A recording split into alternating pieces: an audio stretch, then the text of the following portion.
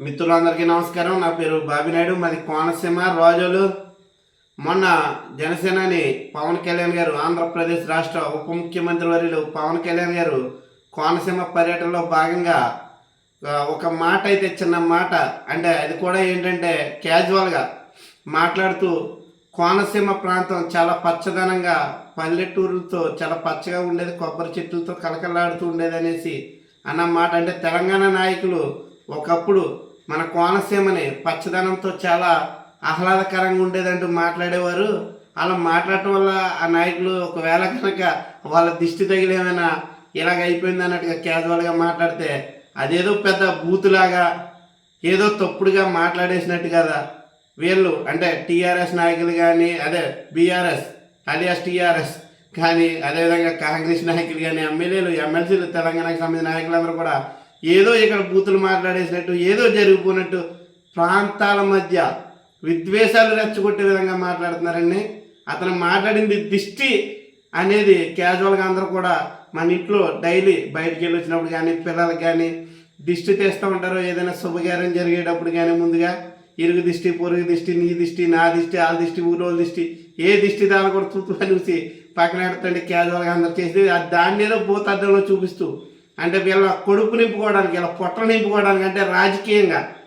ఇప్పుడు హైదరాబాద్లో నాకు తెలిసి స్థానిక ఎలక్షన్లు ఉన్నాయండి.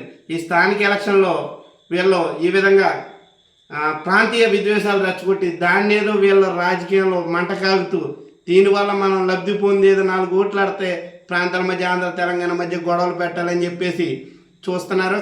దయచేసి రాష్ట్ర ప్రజలు, తెలంగాణ ప్రజలందరూ కూడా గమనించాలని కోరుతున్నాం. ఎందుకంటే ఇందులో కావాలని రాజకీయ నాయకులు కుళ్ళు కుతంత్రాలతో చేస్తున్నటువంటి విషయం అండి. కళ్యాణ్ గారు ఎక్కడ కూడా తెలంగాణ అని ఒక మాట కూడా లేదు, అందరూ కూడా. ఎందుకంటే తెలంగాణ అంటే పవన్ కళ్యాణ్ గారికి ఎంత ఇష్టమో మీకు తెలుసు. కష్టకాలంలో, కరోనా కష్టకాలంలో రాష్ట్రానికి ₹1 కోటి ఇవ్వడం జరిగింది, అది మీకు తెలుసు. వరదల సమయంలో ₹1 కోటి ఇవ్వడం జరిగింది. అదేవిధంగా ఆంజనేయ స్వామి టెంపుల్కి ₹15 లక్షల. అంటే తెలంగాణ అంటే ఎంత అభిమానమో మీ అందరికీ తెలుసు.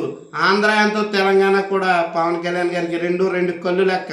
అలాంటిది మనం ఇప్పుడు ఉన్నామంటే రెండు కళ్ళు లాగానే ఆంధ్ర తెలంగాణ మనం అందరం కూడా ఎప్పుడు అన్నదమ్ముల భావంతో ఉన్నాం తప్ప ఎక్కడ కూడా గొడవలు కానీ ఇవి కానీ లేవు. కావాలని చెప్పి రాజకీయ నాయకులు పొట్ట నింపుకోవడానికి, కడుపు నింపుకోవడానికి లేనిది ఉన్నట్టుగా సృష్టించి ప్రాంత విద్వేషాలు రెచ్చగొట్టే విధంగా ప్రయత్నం చేస్తున్నారు. ప్రజలందరూ గమనించి వీళ్ళకి ఖచ్చితంగా బుద్ధి చెప్పండి.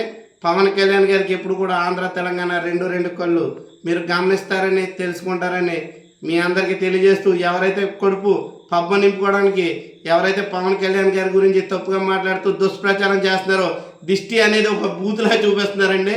అక్కడ ఏమీ లేదన్న విషయాన్ని మీరు అందరూ గమనించాలి. మీరు ఇదే విధంగా పబ్బం గడుపుకుందామని చూస్తే రాబోయే రోజుల్లో ఖచ్చితంగా మీకు మీ రాష్ట్ర ప్రజలే బుద్ధి చెప్తారు. కంపల్సరీ రాజకీయంగా మీకు భవిష్యత్తు అనేది ఉండదు. ఆదాపాతాళానికి మీ రాష్ట్ర ప్రజలు మిమ్మల్ని తొక్కుతారని చెప్పి తెలియజేస్తూ సెలవు తీసుకున్న. జై తెలంగాణ, జై జనసేన.